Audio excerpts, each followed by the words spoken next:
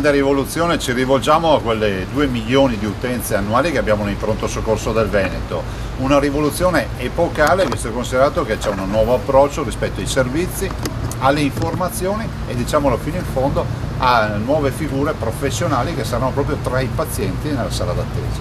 Questo va a risolvere un problema cronico, insomma, quello dell'attesa che poi le persone vivono nel pronto soccorso.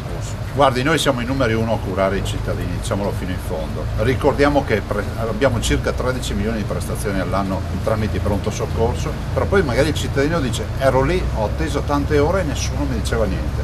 Con questo progetto non accadrà più.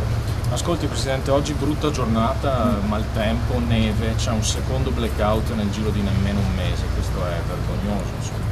Beh, non è degno di un paese civile. Sono in contatto con molti sindaci, in questo momento in cui vi parlo abbiamo 31.000 utenze senza erogazione di energia elettrica, una grande nevicata e me lo lasci dire fino in fondo, è da 3 giorni che facciamo comunicati stampa, lettere, avvisi del maltempo, soprattutto avevamo la previsione di 2 metri, 3 metri di neve e ci sono stati. Voi avete in mente di accelerare sulla questione anche della class action di cui si vociferava tempo fa? Non l'abbiamo assolutamente abbandonata, stiamo provvedendo anche con la nostra avvocatura regionale di mettere insieme tutta la partita. Da un lato il tema dello stato di calamità che c'era e c'è, e dall'altro quello evidente di identificare le eventuali responsabilità dei singoli che dovevano magari manutentare, controllare o fare qualcos'altro. L'ultima domanda è sulla questione fiumi. Ancora con il Gruppo Lagola i sindaci, ancora oggi, ancora dopo 3 anni, ancora mancano bacini nonostante Caldogno sia partito, mancano soldi.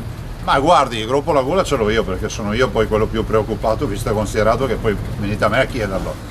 E i bacini sono in cantiere e ve l'ho detto fin dal primo giorno che non è che si fanno con la bacchetta magica, perché 100 ettari di lago artificiale lo si fanno con gli escavatori, con le gare, e siccome in Italia tutti vogliono la perfezione, la legalità, io per primo, si fanno le gare, si fanno le cose fatte bene, perché sennò altrimenti dal bacino si va direttamente in tribunale.